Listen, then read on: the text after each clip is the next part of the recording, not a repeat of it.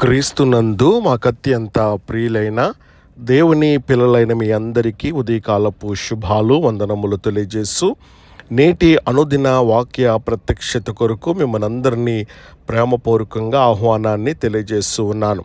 రండి, పరిశుద్ధ గ్రంథమైన బైబిల్ నుండి ఇర్మియా ప్రవచన పుస్తకం 12వ అధ్యాయము 23వ వచన భాగంలో దేవుని వాక్యం ఈ రీతిగా సెలవిస్తూ ఉంది.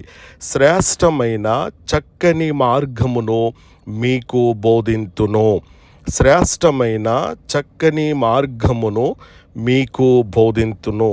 ప్రభునందు ప్రియ దేవుని బిడ్డలారా, చదవబడినటువంటి లేఖన భాగమును జాగ్రత్తగా పరిశీలించగలిగినట్లయితే, ఇజ్రాయేలు ప్రజలు రాజును కోరినప్పుడు సమూయేలు మనసు ఎంతో బాధపడింది.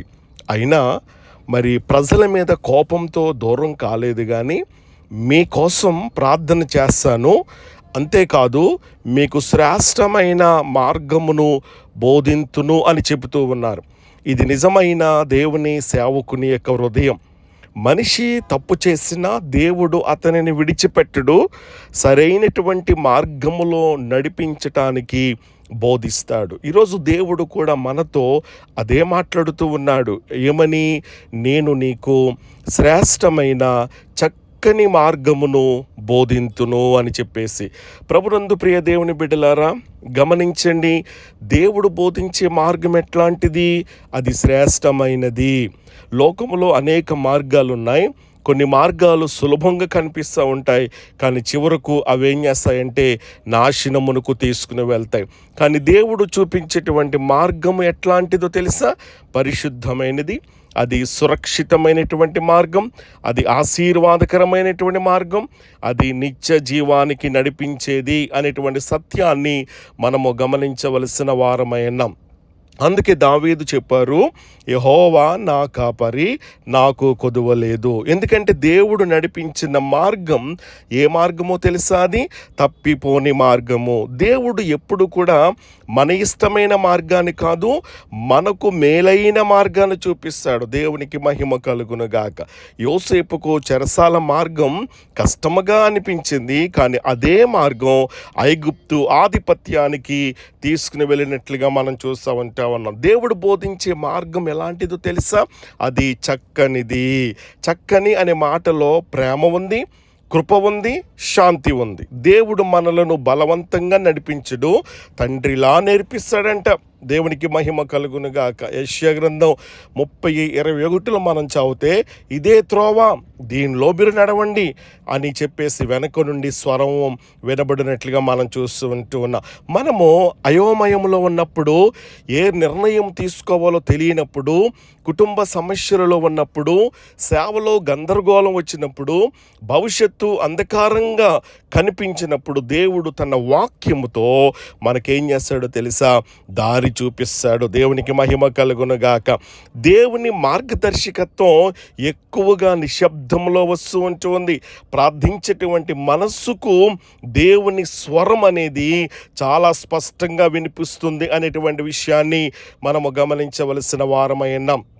ప్రార్థించేవారే సరైన మార్గాన్ని బోధించగలరు. ఇక్కడ సమూయేలు చెప్పిన మొదటి మాట ఏంటో తెలుసా?